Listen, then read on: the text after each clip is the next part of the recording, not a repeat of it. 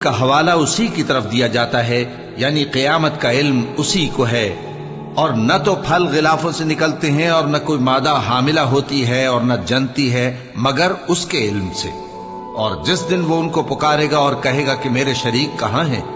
تو وہ کہیں گے کہ ہم تجھ سے عرض کرتے ہیں کہ ہم میں سے کسی کو ان کی خبر ہی نہیں، اور جن کو پہلے وہ اللہ کے سوا پکارا کرتے تھے سب ان سے گم ہو جائیں گے، اور وہ یقین کر لیں گے کہ ان کے لیے کوئی راہ فرار نہیں۔